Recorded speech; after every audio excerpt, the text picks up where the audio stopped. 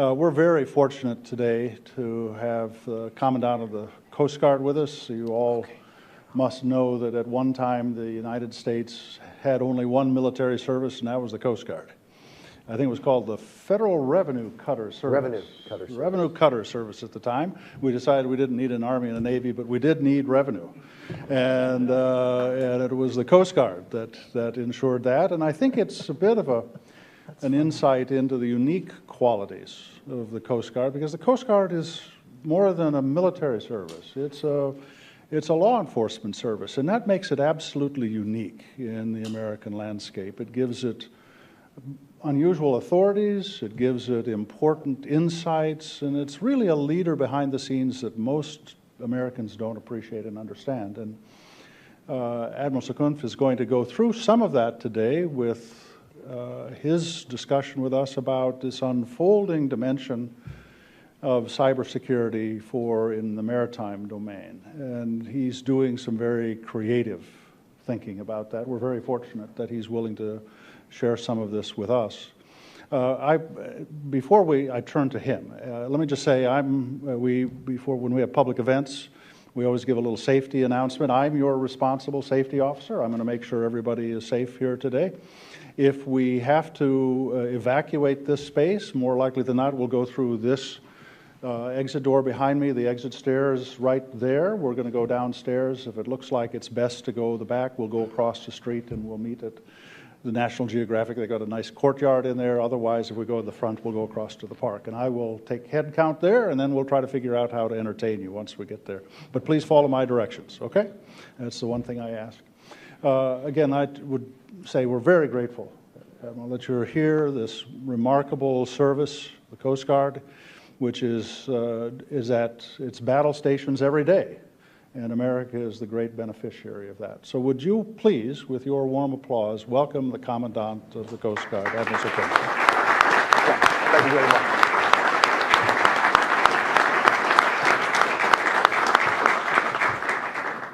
Well, good afternoon, and just seems like yesterday I was here addressing a similar audience when we rolled out our Western Hemisphere strategy. And I'm going to come back to that later on in this discussion. But when I came into this job a little bit over a year ago, I recognized the fact that we operate in a number of domains, and obviously we've been operating on the sea since 1790. But I remember back in 1982, and I was a search and rescue coordinator, and a desktop computer arrived, and it had a game called Rats on it. And so we would play Rats on it, and we said, I'm not sure what this is going to do. It gets in the way. It disrupts our operations.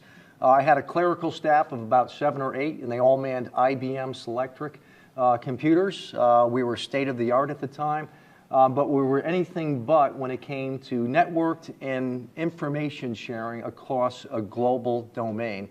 So fast forward now in 2015. If you show up for work today and your Android phone doesn't work, your iPad doesn't work, if you're working in a secure environment and you can't share networked information, then you might as well pack it up and go home.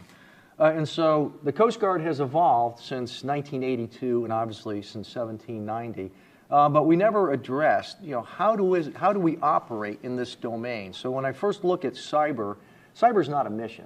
It's a domain that we operate. If you own an iPhone, an Android device, an iPad, any wireless device, then you operate in the cyber domain. We are one and all cyber operators.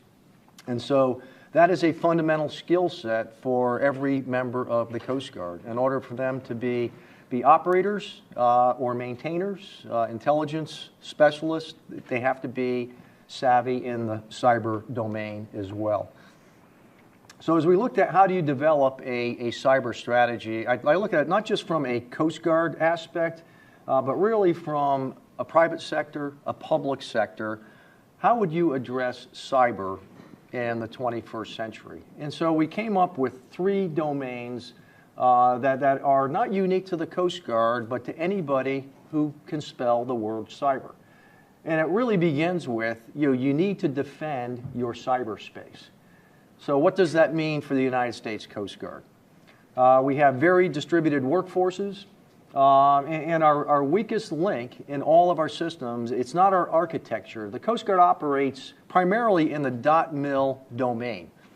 We operate under .mil, but we work across the .gov, the .com, and even the .edu domains. So we work across a number of domains, but when it comes to protecting this domain of ours, the weakest link in all of this is my human resource capital. It comes down to what I call cyber hygiene. And we see that not just within the Coast Guard, but we see that throughout every organization. When I visited an LNG facility, and I'll get to this a little bit later in terms of protecting infrastructure, and I talked to that facility operator. They have fences, they have lighting, cameras, everything.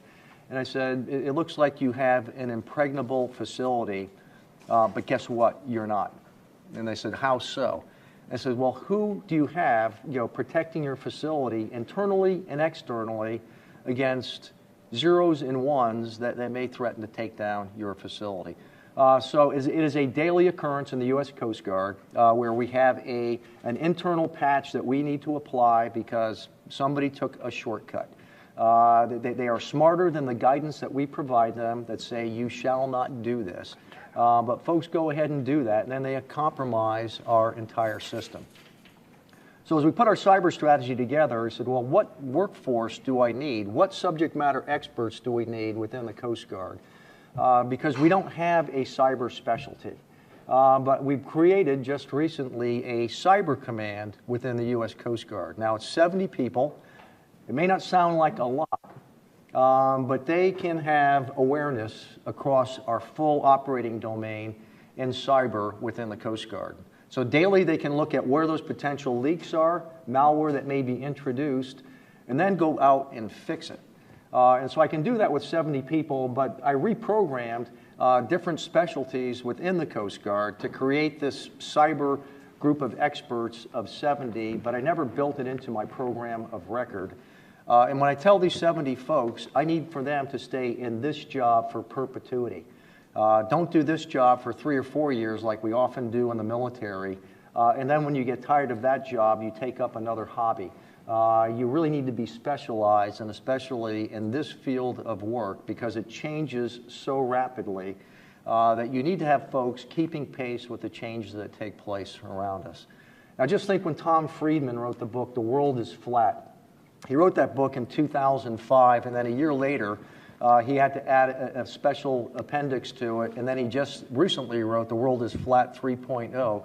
But in 2005, the world Twitter, Flickr, and Facebook did not exist. So, I mean, that's how fast technology is changing. And so if you think you could have somebody doing part-time cyber work and then come back 4 or 5 years later and pick up where they left off, they've missed the train. So this strategy helps me drive the human resource capital that I need to stay conversant in cyber and to stay 1 step ahead rather than 3 steps behind this ever-evolving domain that we must operate. So protecting our cyber domain within the Coast Guard, very internally focused, is a key requirement for me as the Commandant. The second area within the strategy is enabling operations in the cyber domain. And let me just give you an example of just over a week ago, we were able to interdict 6 go-fast vessels over a 36-hour period over an area the size of North America. These go-fast are not much bigger than the stage that I stand on. And I don't have an armada of ships out there. Trust me, I wish I did, but I don't. But I was able to vector aircraft and ships across an area of North America. I'm talking all of Canada, all of the United States, right down to the Panama Canal, distributed over that area, and we were able to interdict all 6 of those vessels and remove over 4 tons of cocaine within a 36-hour period. That would not be possible without our ability to operate in the cyber domain. And it's not just the Coast Guard operating in that cyber domain. In this case, it's the entire intelligence community. It's our international partners as well. And then how do I get real-time information into the hands of operators in advance of an adversary that clearly does not want to be found by the Coast Guard? On the flip side, we certainly use cyber for search and rescue. We encourage mariners on all vessels, especially going on international voyages, to carry a beacon. And if you're in distress, I will find you, but I will not find you if there is a disturbance in the cyber cloud, if you will. And so it's a key enabler for us to go out and save lives at sea. We have an armada of ships, if you've been following the news, heading out the Straits of Juan de Fuca as I speak. Yesterday, we had protesters and kayakers hanging on anchor chains as Royal Dutch Shell awaits the final permitting process for them to drill in the Chukchi Sea in a very remote part of the world. Now, what if something happens up in the Chukchi Sea? One, I'm sending an armada of Coast Guard ships up there as well. But if I need to send in reinforcements, if I can't operate in the cyber domain, we could see a catastrophic failure, loss of life, a major oil spill. And when I go back 5 years ago, during the Deepwater Horizon oil spill, I was the federal on-scene coordinator for that for 7 months. And the public imaging of this really wasn't a home run for the Coast Guard at day one. And so we worked with NOAA, and they developed an application. It was called the Emergency Response Management Application. And you could use all of the elements of GPS encrypted photos. You could provide about 5 layers of information. And then we decided, hey, let's put this out on the internet so people could navigate through it, not wait for the next CNN newscast, but they can manipulate this information and assimilate what is happening with this oil spill and not hear it from me because they don't trust me, perhaps. But we put it out on the internet, and within 12 hours, we had 200,000 hits. I said, well, that's not too bad. The next day, it was 2.5 million. And then the public trust level went up as transparency of information went up as well. But again, I would not be able to enable that operation if I wasn't able to fully enable the cyber domain as well. So it applies in disaster response, it applies in search and rescue, it applies in law enforcement. So it really applies across each and every one of our skill sets as I look at where, and most importantly, how the Coast Guard operates in the 21st century. Now the final piece, the third, so we do things in threes, just like sermons.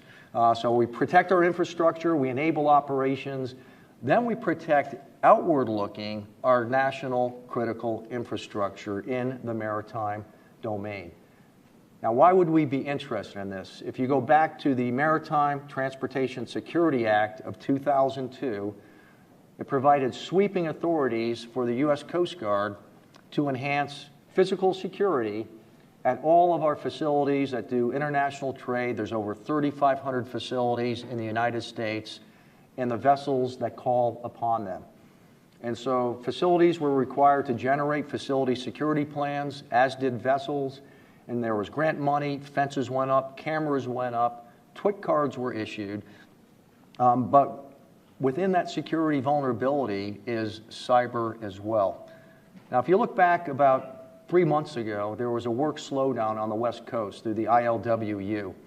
And I happened to be flying over LA Long Beach right at the height of this, and there were 46 container ships at anchor offshore. Now, about a third of those container ships were destined to New York, the containers themselves, and then those containers were destined for Bremerhaven, Amsterdam, and to the EU to feed their just-in-time inventory. The other third of those were destined for the Rust Belt, the manufacturing floors of the United States. And so when you look at a port slowdown and then a ripple effect of that in terms of our global economy, this was a man-made slowdown in our maritime commerce. But every second, Intel Corporation produces 5 billion, with a B, 5 billion transistors per second. Now say maybe 0.001% of those transistors has malware. That still means you have over 1 million transistors with malware that have now been introduced into the cyber domain. Now, if you go to a container facility, many of these operate on SCADA network systems. About 90% of that terminal is run on automated systems, very dependent on a GPS signal as well. And 90% of our world's commerce, our nation's commerce, goes through these very same seaports. So you've got 90% commerce, 90% automation. What if there's a slowdown in the maritime domain due to a cyber event? And we might ask ourselves, well, what is the likelihood of that ever happening? Well, it's great. I can't make this up. You know, we have Sony, now we have what's happening with OPM. And in many cases, this is just not providing good cyber hygiene at some of these facilities that now make them vulnerable to infiltration by folks that may want to cause that unit harm. I look at the potential that the United States sits on right now. We sit on 20% of the world's natural gas, and we are just now building the infrastructure to export LNG. And a market niche that the United States has right now is in the Asia-Pacific market. At a point in time when the Panama Canal expansion project will be complete next year, it's 180 feet wide at its expansion point. It will take ships initially up to 160 feet wide. It will take LNG carriers through the Panama Canal. A huge growth potential when you look at what is currently a trade imbalance for the United States, where we can reset some of that balance. But when you think of the United States producing, now exporting LNG, and what is modern warfare going to look like in the 21st century? Do we have adversaries among us today at a national level? Forget about the non-state actors, but at a national level. And I think we can all answer that question. And so right now, who has the natural gas market niche in the EU and in parts of the Asia-Pacific region? It's not us. It's Russia. And so what if we're now taking some of that market share? And what if tensions escalate between us and Russia? Does Russia conduct electronic warfare against our military? Or might they want to conduct electronic warfare against our critical infrastructure? So that is another example where we need to protect our infrastructure. And there's a case not that long ago, a mobile offshore drilling unit. They rely very heavily on dynamic positioning systems. And this mobile offshore drilling unit, it drove off the well site because malware was introduced into the server, because employees aboard this MODU thought they could access anything on the internet, and malware was introduced, and now you have this mobile offshore drilling unit, think the Deepwater Horizon, because it's in 7,000 feet of water, drifts off. Fortunately, the blowout preventer kicked in and it shut it down. But we've seen examples where this has happened in the maritime domain as well. So protecting this infrastructure, absolutely critical. And again, the Coast Guard has very unique authorities when it comes to that. So let's look at this mobile offshore drilling unit that's driven off. Now, right now, there's no requirement for them to notify the Coast Guard. And so we've done a lot of outreach and are continuing to do so with our maritime stakeholders, that if you see, or more importantly, sense something, say something. We have area maritime security committees at all our major ports. Just not even a week ago, I met with all of the stakeholders in the ports of New Jersey and New York. We had the Commissioner of Police there as well, over 300 people in attendance. And so we talked about cyber. And in fact, their awareness that if they see something, notify that sector commander. What that sector commander in turn will do is notify our Coast Guard Cyber Command, who in turn will notify within the Department of Homeland Security. We have the National Cyber Center Communications Information Center. It's the NCIC. It's easier to say the acronym than it is the long name. And the Coast Guard has watchstanders at the NCIC as well. And what this does, it looks at the various sectors in the United States, a sector being maritime, financial, energy. In this case, we have an anomaly in the maritime sector, and say it's, in this case, maybe it's New York. And then suddenly, now it's in LA Long Beach, and now it's in Oakland, and now it's in Tacoma, Washington.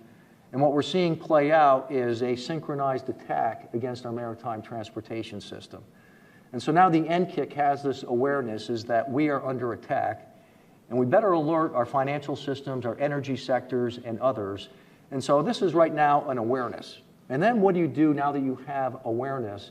The Coast Guard is also integrated into U.S. Cyber Command, and I have a Coast Guard flag officer that works over there.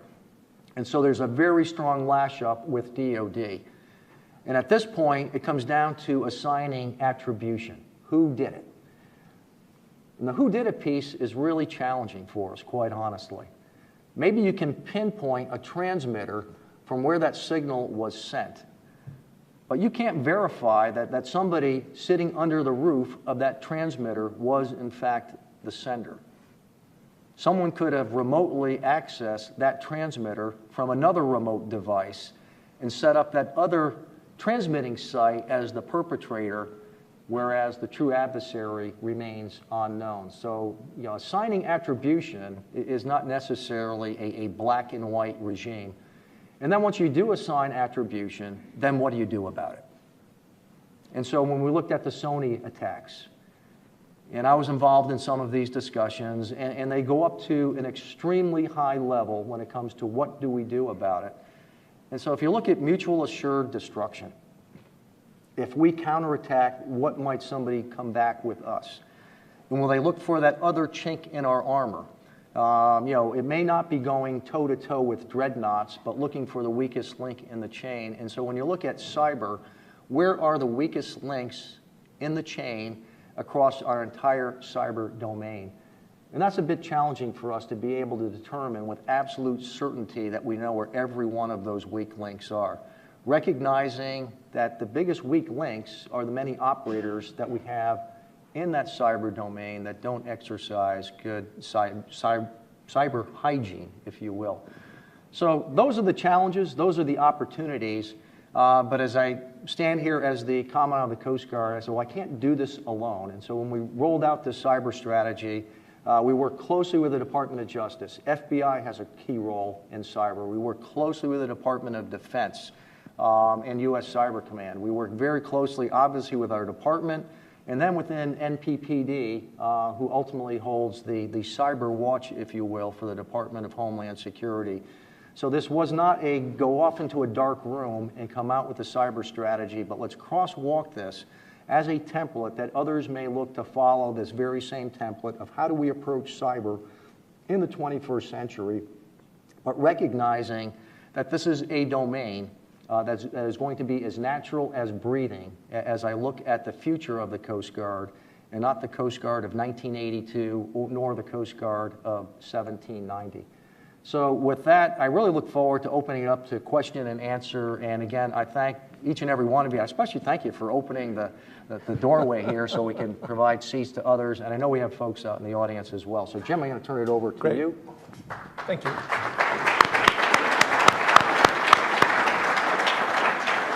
Thanks. I'm Jim Lewis. I work here. Here's the drill. You get to ask questions. I'll kick it off.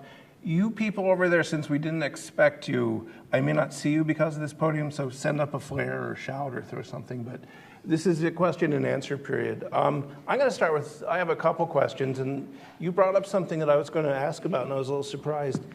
In the olden days, sometimes it was hard to cooperate with some of the regional or local authorities, like Port Authority of New York and New Jersey, or NYPD. What's your, just to pick two, what's your strategy now for dealing with this? What's the reception you've gotten from the big ports, from the guys you have to work with? How's that going? Yeah, Jim, I'll go back even bigger than that. 2 weeks ago, I was in Oslo, Norway, at a North Shipping Conference. We had the entire EU represented, every major shipper. We had about 3,000 people. And we talked about cyber. As they asked me, what do I see as an evolving trend on the seas? And they oftentimes look to the U.S. Coast Guard, because many times, we help set those standards that are then applied universally and globally. And when I mentioned cyber, there was silence in the room. Everyone put their iPhones down. And I heard whispering among the CEOs to their staffs and saying, what are we doing about cyber? So people realize that this isn't a Chicken Little, the sky is falling, but this is, first of all, what are we doing to educate our workforce? And then second, what are we doing to grow the competencies within our workforce so that we can defend our network and have situational awareness of what's happening around us. So we're seeing that internationally, and we're certainly seeing it at the port levels who have gone to great lengths to literally harden their defenses, their fences, the lighting, the cameras, and everything. In fact, if there's a hole in the fence or if someone sneaks onto that facility, there is a requirement for them to notify the Coast Guard that there has been a security breach. The reason they notify us is that if there's more than one of these events, it might be part of a coordinated attack. So the other piece we have to come to grips with is, well, this is now the invisible intrusion, the virtual intrusion as well, and sensitizing industry that it's in their best interest to work with us so we can elevate this to a higher level if this is part of a much broader coordinated attack against our infrastructure. So I would answer that question with one word: incentivized. Good. Thank you. Let me do another one, which is that when you look over the last few years, you've seen the other services experiment with organizational models. Navy merged intel and communications at one point, and they're all playing with different ways to organize for cybersecurity and cyber warfare. How are you thinking about that? What models did you look to? Whose experience did you draw on? We really drew on the Department of Defense, the U.S. Cybercom model, because cyber, unlike many of our other operations, we usually define them geographically. Well, this is global, and so you have to have global awareness, and it really is. It's an operating element, but it's also a mission support element. So for the Coast Guard, right now it fits most naturally within our what we call our J6 component of the Coast Guard, which is not unlike where it fits within other organizations as well. How do you think the organization will evolve? Will it be more people, more training? What's the mix of civilian versus uniformed? What are you thinking about for the future of this? Creating it on the fly overnight, and it was much quicker for me to reprogram enlisted billets or just designate some of our enlisted and officers that had the aptitude that said, you are now assigned to Coast Guard Cyber Command. And now that you're assigned there, this is going to be your career path for years to come. Certainly, it lends itself to civilianization. It's an evolving trade craft, if you will. And if anything, on first impact, every entity says, I've got to have cyber. We need to be able to leverage partnerships before we go too far out and think we have to do it all ourselves. And so I look, first of all, within our Department of Homeland Security. How do we leverage that partnership? Within DoD, how do we leverage that partnership as well? So I'm looking at this as a very incremental approach as other entities build up their cyber capability. And build upon those partnerships rather than trying to be all things to all people with a fairly lowly funded organization such as the U.S. Coast Guard. We had Admiral Roughhead here a couple years ago when he was still CNO, right at the end of his tenure. And he said that one of the things he ran into was a couple of the things you brought up. The first was creating a career path so that it wasn't, some guy was in the cyber unit and then he went to be a sysadmin on a ship. The other thing he ran into was maybe the people who would be attracted to cyber might not, and Mike, you can correct me if I'm wrong here, might not fit the normal Navy pattern, and maybe you'd have to loosen up a little bit on some of the, like routine sea deployments and things like that. What have you found when you went to the workforce and told them, hey, guess what, this is your career? Did they volunteer? Did you select them?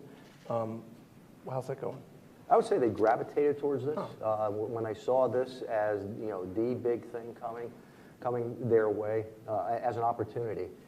Their concern was this would be the flavor of the week, and that they have just driven down a dead end road from a career standpoint. My biggest challenge is I look at these very bright young individuals. They are going to be subject to headhunters from across the enterprise. My sailor of the year in our Coast Guard headquarters grew up in the Ukraine. He's an E6 in the Coast Guard, hands down one of my top cyber operators right now.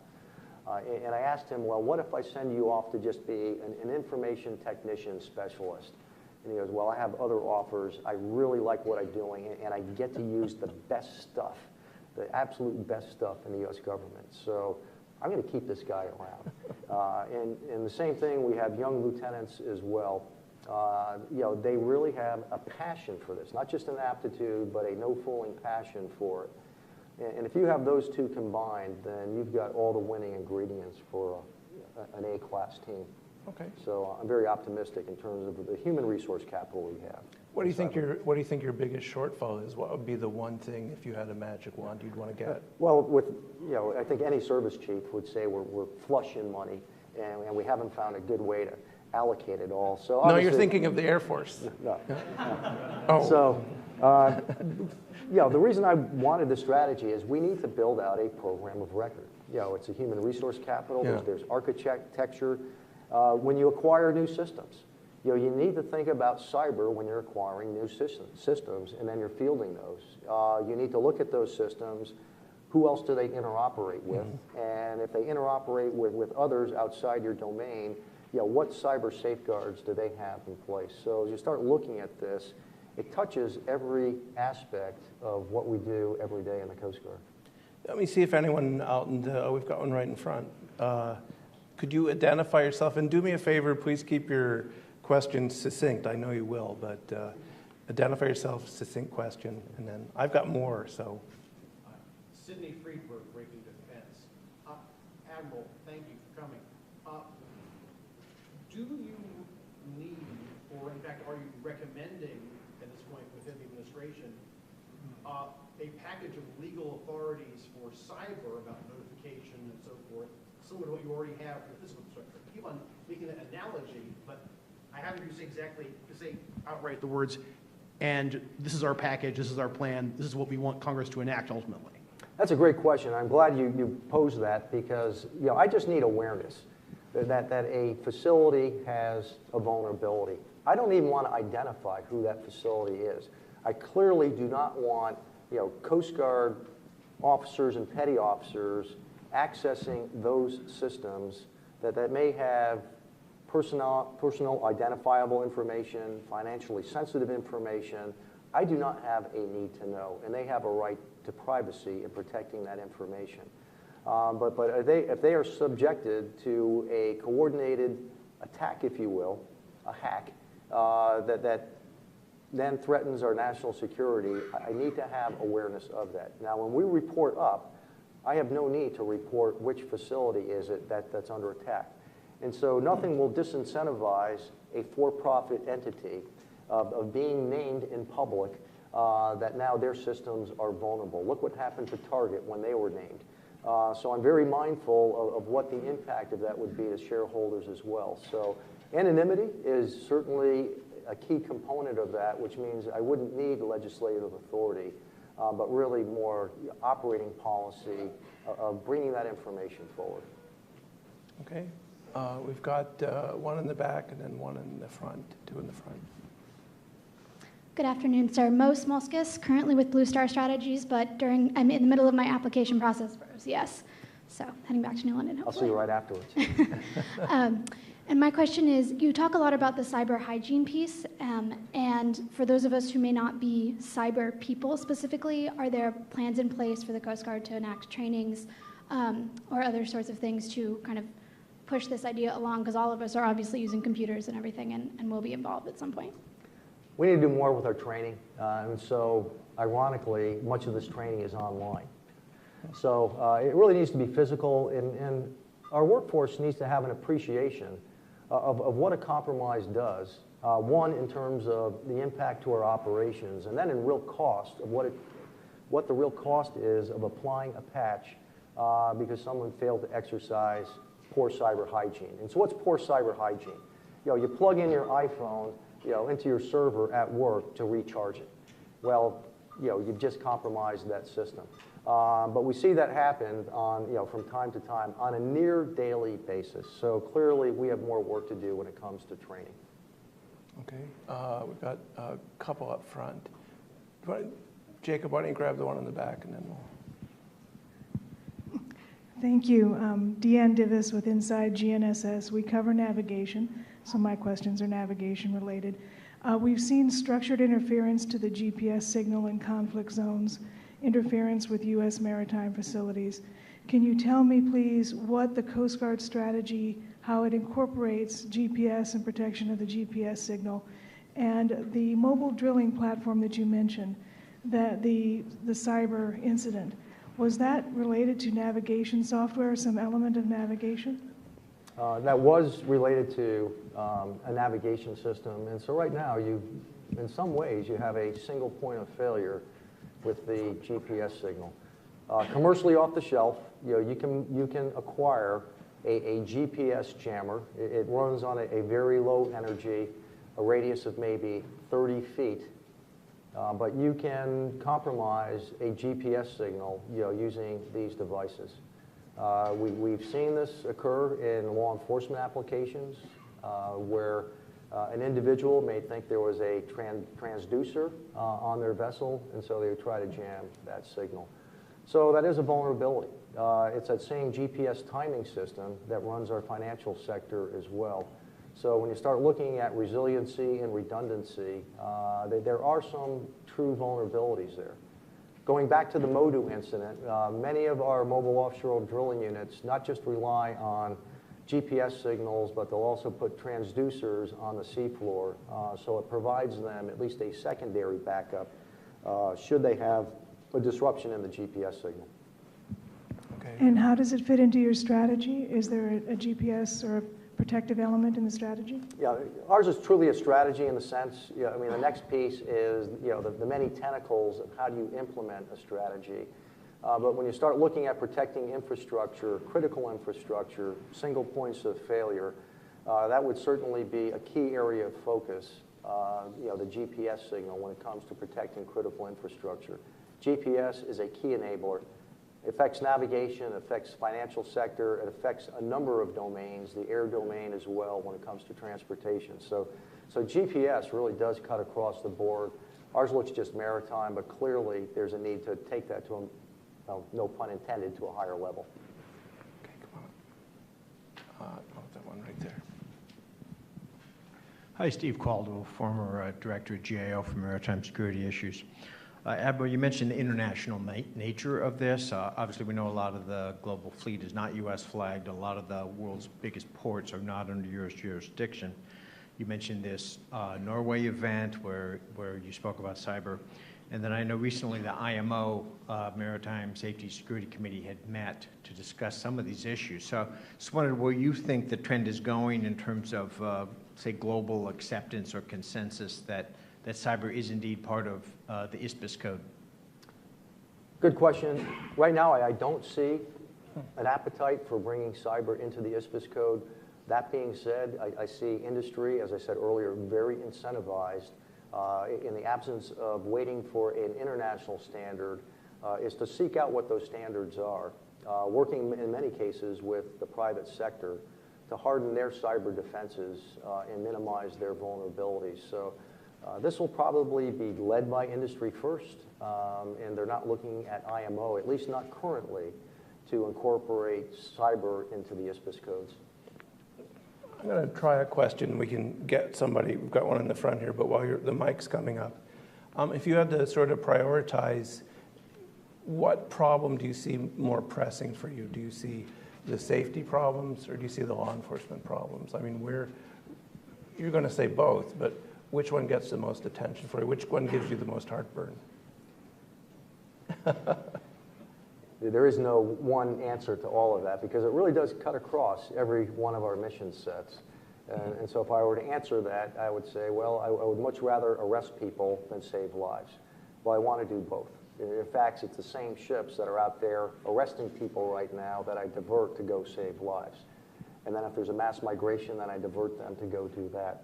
So this really cuts across every one of our mission sets, and it just depends, which one is the most critical at any given point in time.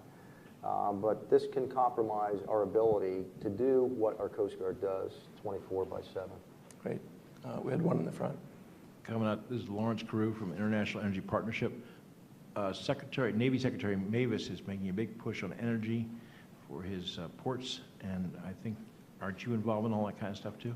Exactly. Yeah, I mean, this is a big problem. It's a big opportunity as I see it right now. In the energy sector, and we've actually incorporated this into our Western Hemisphere strategy because there's a big chunk of that talks about facilitating commerce. And as I mentioned, the LNG, the export potential that the U.S. has right now. By most estimate, by the year 2020, the U.S. will be a net exporter of energy. In the last year and a half, we reached that break-even point where we now produce more oil than we import, and that trend will increase. Now, it's a very volatile industry, and we understand.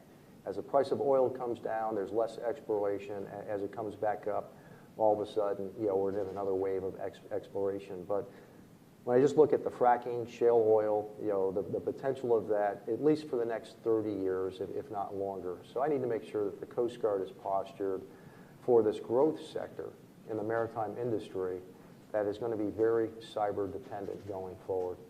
So all of these are interrelated. I thought the point you made about large, unfriendly nations heavily dependent on oil exports for their revenue being potential opponents was particularly interesting. Hypothetical. Yeah. We have one over there. Zach Biggs with Janes. Admiral, you were talking about the process of building that force of 70 and how you looked for people with aptitude when it came to cyber and were able to move them around before building a broader program. What were you looking for when you're looking for that aptitude? I know there's been a lot of discussion of how do you find cyber talent, how do you identify it? What was the measure, the metrics that you were using to try to figure out who would be good in those roles? That's another great question. In 1973, when I went to the Coast Guard Academy, I was issued a slide rule. And then a year later, pocket calculators came out. So I didn't have the right questions to ask.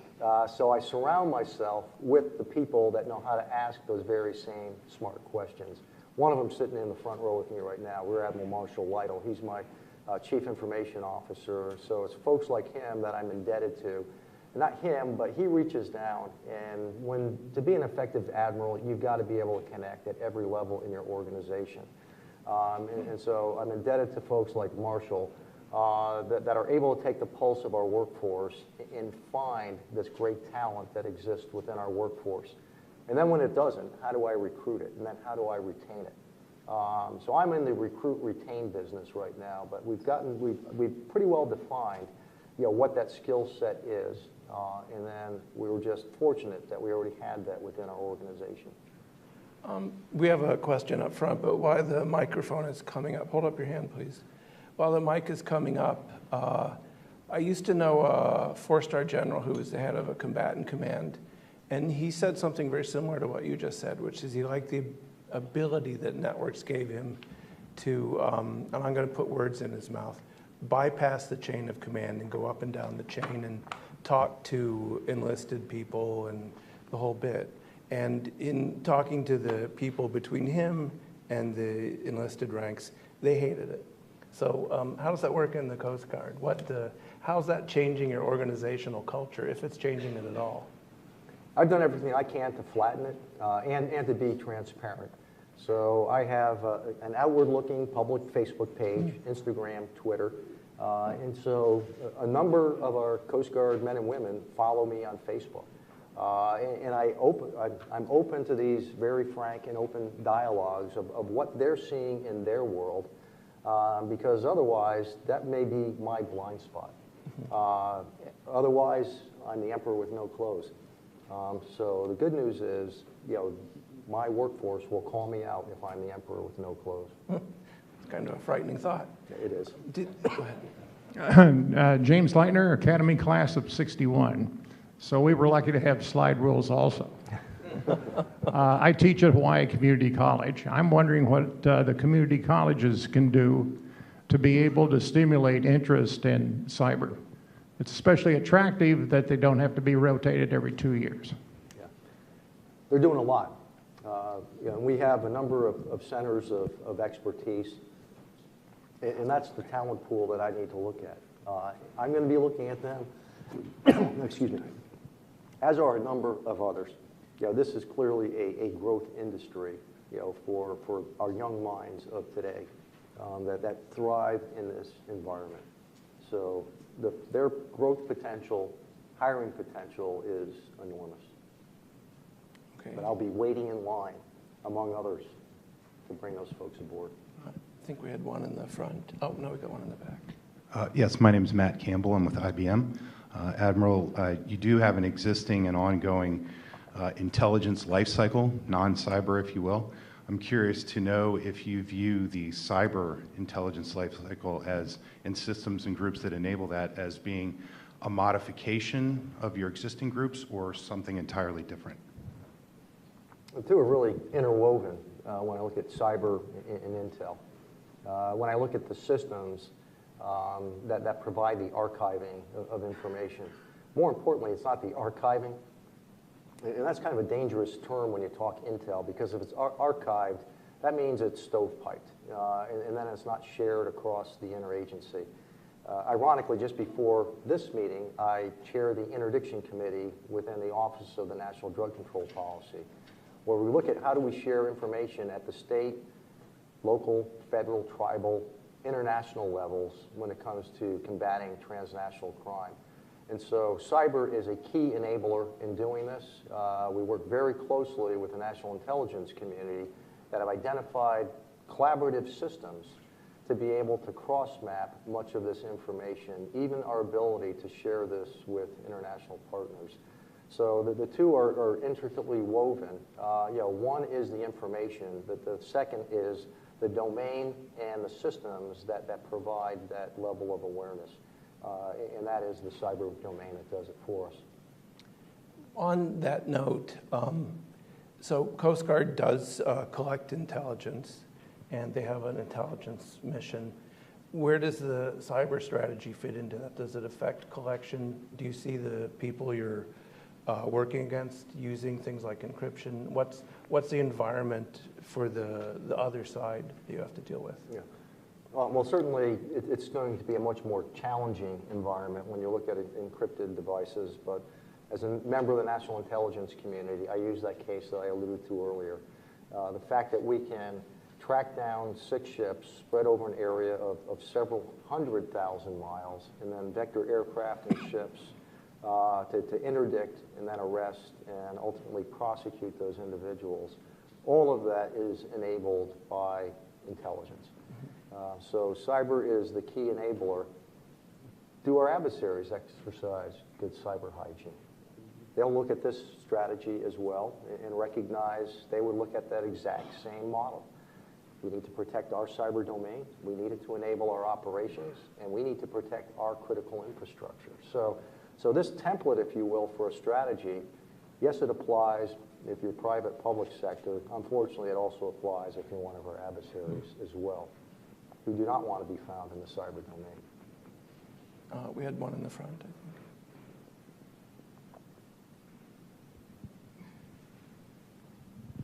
Sidney Freeberg again.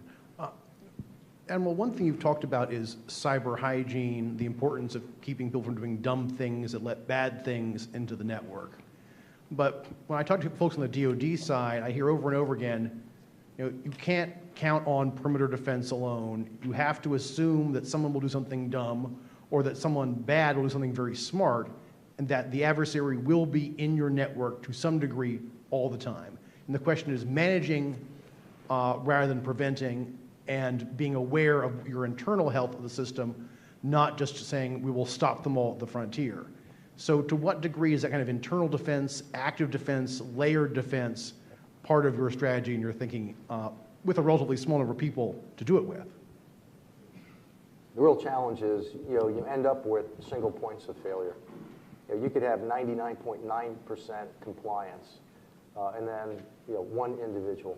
And look what a Snowden did to our credibility in the level of that compromise. One individual, and this is malicious.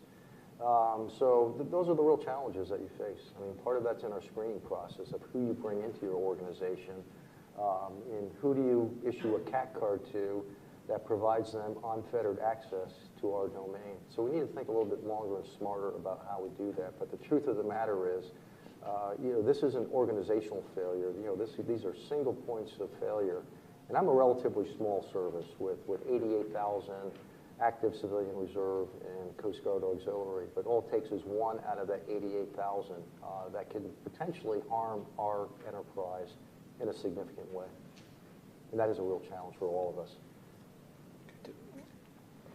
Caroline Howard, sir, Coast Guard Auxiliary. I was wondering, in regards to the strategic needs in the cyber domain, how you plan to stay abreast of rapidly innovating new technological developments that will render old ones and old plans obsolete.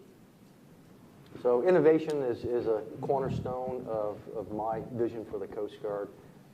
The fact is we've got a lot of people that embrace this new technology, and they're in it as well. We need to think a little bit about how we develop the future of the Coast Guard. We do, industry exchanges with the maritime industry, for example. So the industry we regulate, people spend a year in that community, and then they come back to the Coast Guard. But we need to look at the same thing within Google, Intel, Excel, and some of the others, and look at doing professional development, exchanges, industry training with the industry, so we can stay current with what's evolving in that industry. As we're looking at best management practices, what better place to look at than to be able to plug our folks to do internships within these organizations, recognizing they're very mindful of their proprietary information. But I think that's the next step that we need to look at, is how do we develop the next generation of Coast Guard? Because in years past, all the great ideas came from the military. The internet came from the military. Well, the IT world has flourished, and some of the best minds are out there as they're looking at new applications. So I think it would be to our benefit as we look at how do we then do industry exchange with this very tech-savvy industry that I'm still trying to fully comprehend. This is a little geeky, so I apologize, but I spent the morning with a bunch of CFOs from big companies, and one of the things that they think about when they think about cybersecurity is mobile devices and what we used to call BYOD, bring your own device. And this it created what one of them called, I think he was quoting Keith Alexander, sort of an unprotected flank for their enterprise. So when you think about mobile devices, do you let people use them? Can you stop people from using them? Where do they fit into what you're doing with this strategy? Yeah, well, certainly if you're working with anything that's classified in nature, you check your device at the door. And we're very attentive to checking those devices at the door.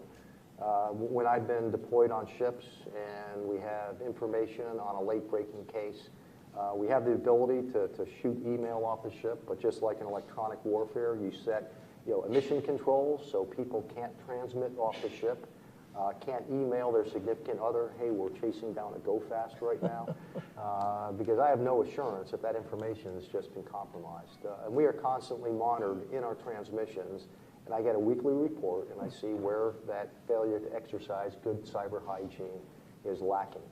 The next step is seriously holding those members accountable. So I get red in the face.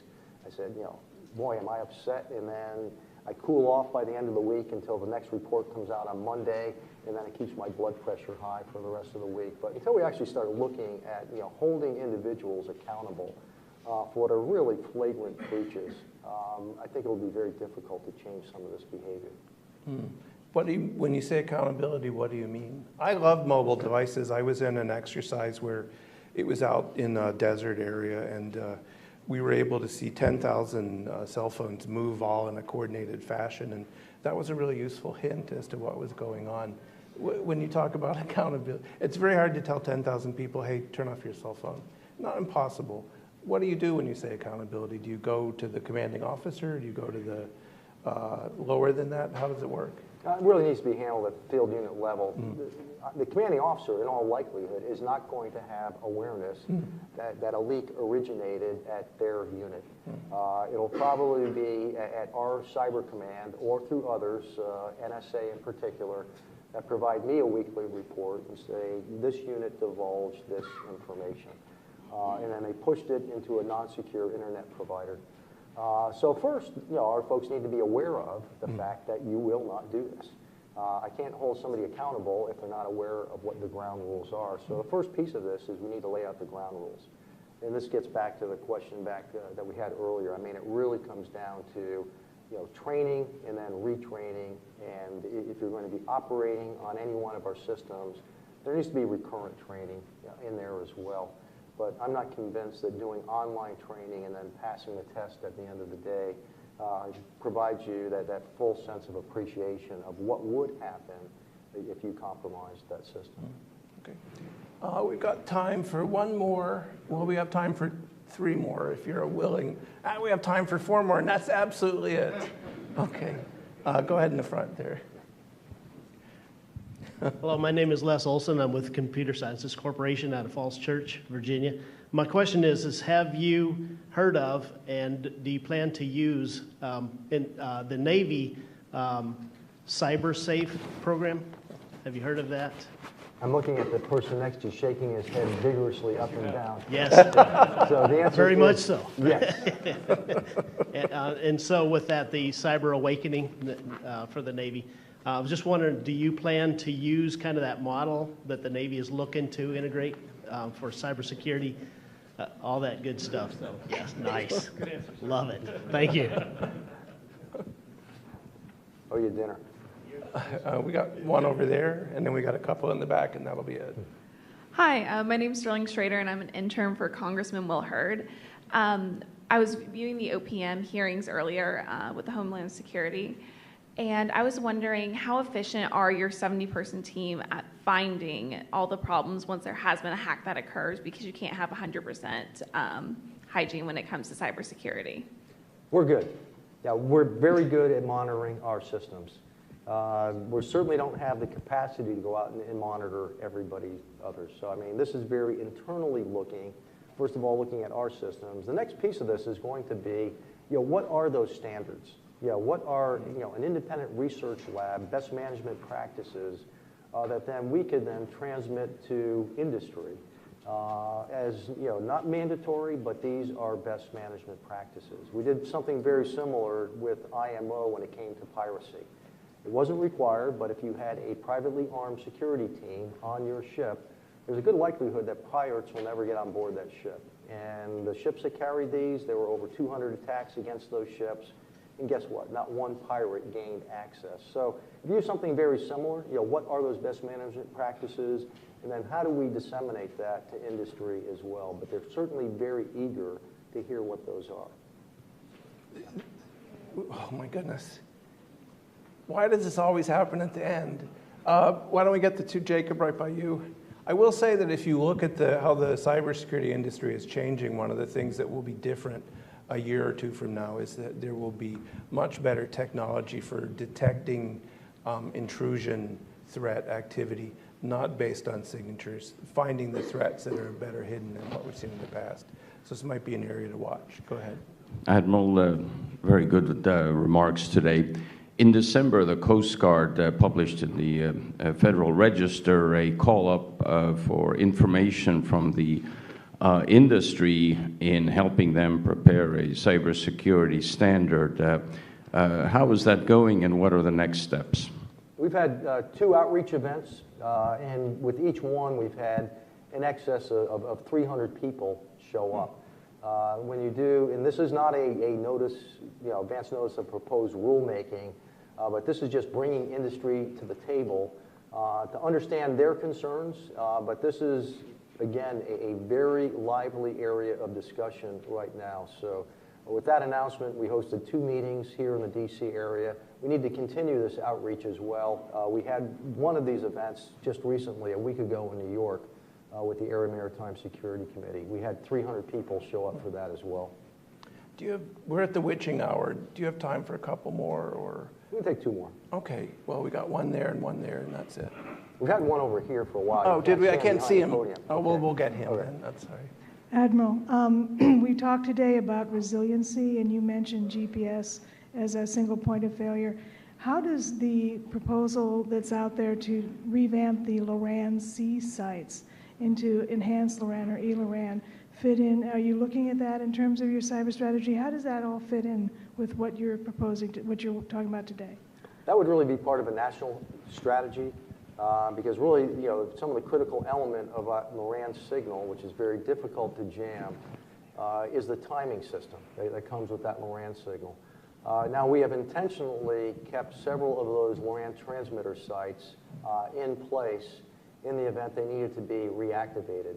Technically, we could have taken all of the transmitter sites, including those antennas, down. So we're looking at this, but really not for Coast Guard, but really as an instrument of national policy, and certainly we would be an enabler, but not something that would be uniquely Coast Guard owned as the Loran C chain was prior to it being taken down. We've got the, thank you for being patient. Thanks, Admiral C. I appreciate your unobstructed view from the bridge up there. Will Watson, Maritime Security Council.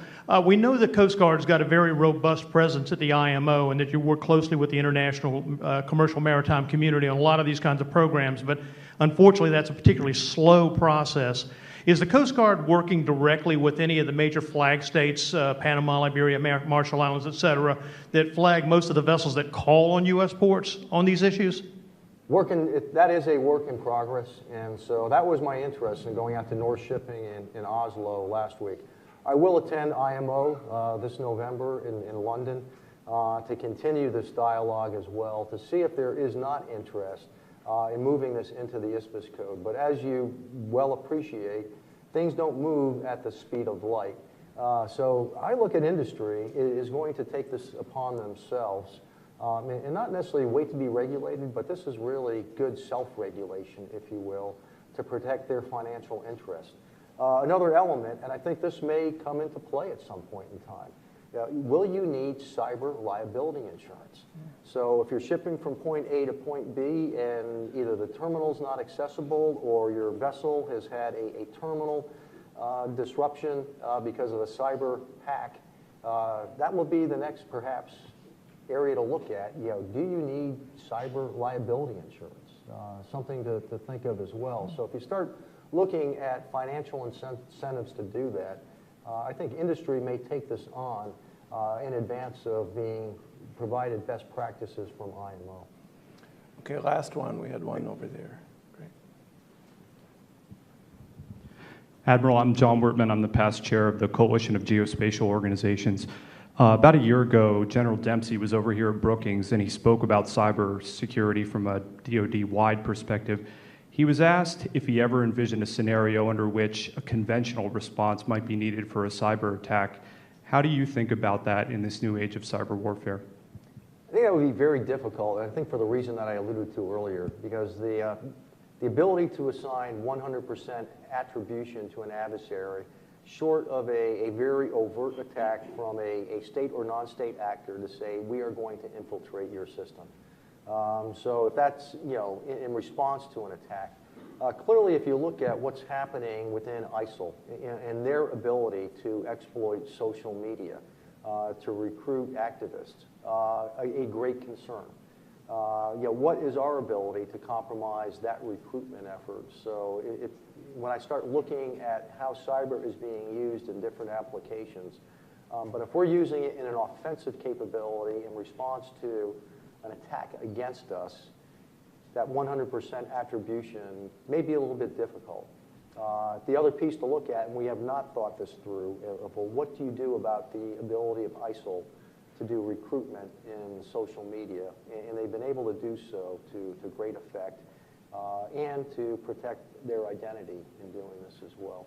So I see this as a very challenging domain, especially if we're looking for a conventional response to a cyber event. Proceed with caution.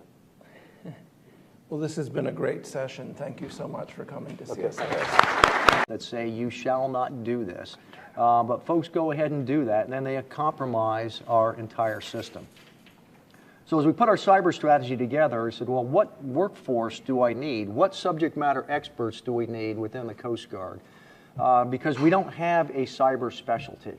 But we've created just recently a cyber command within the U.S. Coast Guard. Now it's 70 people.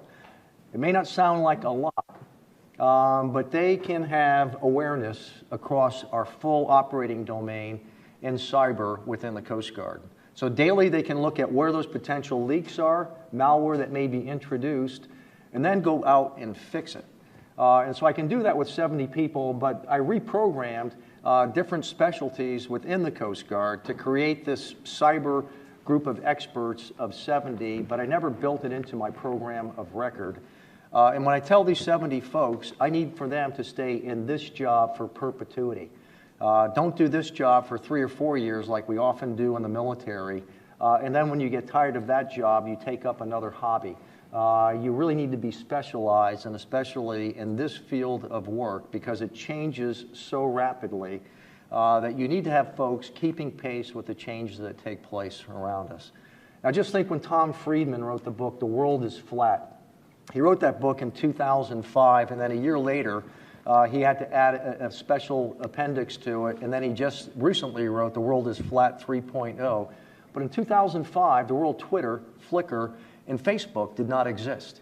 So, I mean, that's how fast technology is changing. And so if you think you could have somebody doing part-time cyber work and then come back 4 or 5 years later and pick up where they left off, they've missed the train. So this strategy helps me drive the human resource capital that I need to stay conversant in cyber and to stay 1 step ahead rather than 3 steps behind this ever-evolving domain that we must operate. So protecting our cyber domain within the Coast Guard, very internally focused, is a key requirement for me as the Commandant. The second area within the strategy is enabling operations in the cyber domain.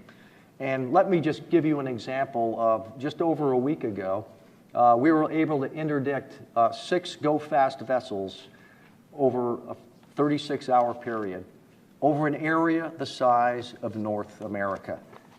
These go-fast are not much bigger than the stage that I stand on, and I don't have an armada of ships out there. Trust me, I wish I did, but I don't. But I was able to vector aircraft and ships across an area of North America. I'm talking all of Canada, all of the United States, right down to the Panama Canal, distributed over that area, and we were able to interdict all 6 of those vessels and remove over 4 tons of cocaine within a 36-hour period. That would not be possible without our ability to operate in the cyber domain. And it's not just the Coast Guard operating in that cyber domain. In this case, it's the entire intelligence community. It's our international partners as well. And then how do I get real-time information into the hands of operators in advance of an adversary that clearly does not want to be found by the Coast Guard? On the flip side, we certainly use cyber for search and rescue. We encourage mariners on all vessels, especially going on international voyages, to carry a beacon. And if you're in distress, I will find you, but I will not find you if there is a disturbance in the cyber cloud, if you will. And so it's a key enabler for us to go out and save lives at sea. We have an armada of ships, if you've been following the news, heading out the Straits of Juan de Fuca as I speak. Yesterday, we had protesters and kayakers hanging on anchor chains as Royal Dutch Shell awaits the final permitting process for them to drill in the Chukchi Sea in a very remote part of the world. Now, what if something happens up in the Chukchi? The operators or maintainers, intelligence specialists, they have to be savvy in the cyber domain as well. So as we looked at how do you develop a cyber strategy, I look at it not just from a Coast Guard aspect, but really from a private sector, a public sector. How would you address cyber in the 21st century? And so we came up with 3 domains that are not unique to the Coast Guard, but to anybody who can spell the word cyber. And it really begins with, you need to defend your cyberspace. So what does that mean for the United States Coast Guard? We have very distributed workforces, and our weakest link in all of our systems, it's not our architecture. The Coast Guard operates primarily in the .mil domain. We operate under .mil, but we work across the .gov, the .com, and even the .edu domains. So we work across a number of domains, but when it comes to protecting this domain of ours, the weakest link in all of this is my human resource capital. It comes down to what I call cyber hygiene. And we see that not just within the Coast Guard, but we see that throughout every organization. When I visited an LNG facility, and I'll get to this a little bit later in terms of protecting infrastructure, and I talked to that facility operator. They have fences, they have lighting, cameras, everything. And I said, it looks like you have an impregnable facility, but guess what? You're not. And they said, how so?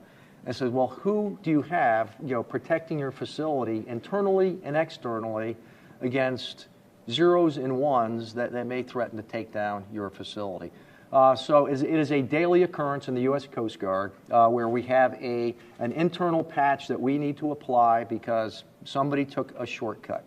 They are smarter than the guidance that we provide them.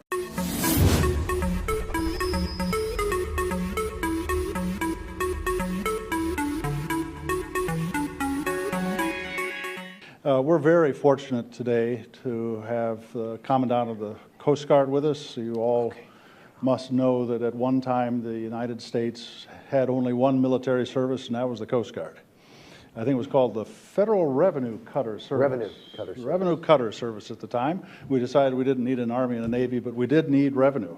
And it was the Coast Guard that ensured that. And I think it's a bit of an insight into the unique qualities of the Coast Guard, because the Coast Guard is more than a military service. It's a law enforcement service, and that makes it absolutely unique in the American landscape. It gives it unusual authorities, it gives it important insights, and it's really a leader behind the scenes that most Americans don't appreciate and understand. And Admiral Zukunft is going to go through some of that today with his discussion with us about this unfolding dimension of cybersecurity in the maritime domain. And he's doing some very creative thinking about that. We're very fortunate that he's willing to share some of this with us. Before I turn to him, let me just say, when we have public events, we always give a little safety announcement. I'm your responsible safety officer. I'm going to make sure everybody is safe here today. If we have to evacuate this space, more likely than not, we'll go through this exit door behind me, the exit stairs right there. We're going to go downstairs. If it looks like it's best to go the back, we'll go across the street and we'll meet at the National Geographic. They got a nice courtyard in there. Otherwise, if we go to the front, we'll go across to the park. And I will take head count there, and then we'll try to figure out how to entertain you once we get there. But please follow my directions, okay? That's the one thing I ask. Again, I would say we're very grateful, Admiral, that you're here, this remarkable service, the Coast Guard, which is at its battle stations every day. And America is the great beneficiary of that. So would you please, with your warm applause, welcome the Commandant of the Coast Guard, Admiral Zukunft. Thank you very much.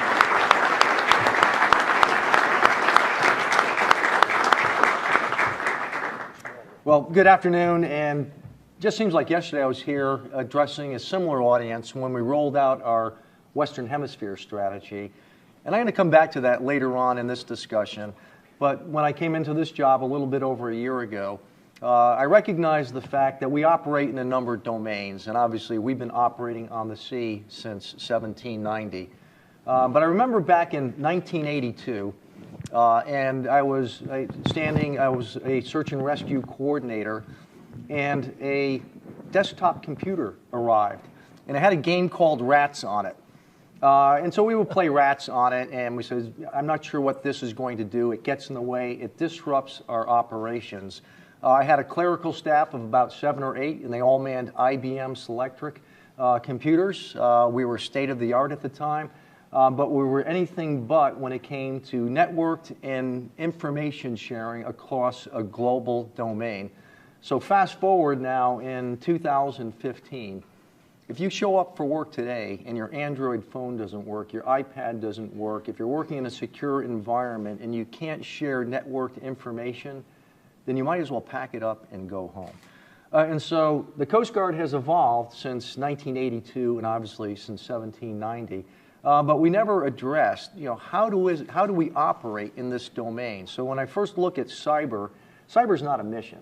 It's a domain that we operate. If you own an iPhone, an Android device, an iPad, any wireless device, then you operate in the cyber domain. We are one and all cyber operators.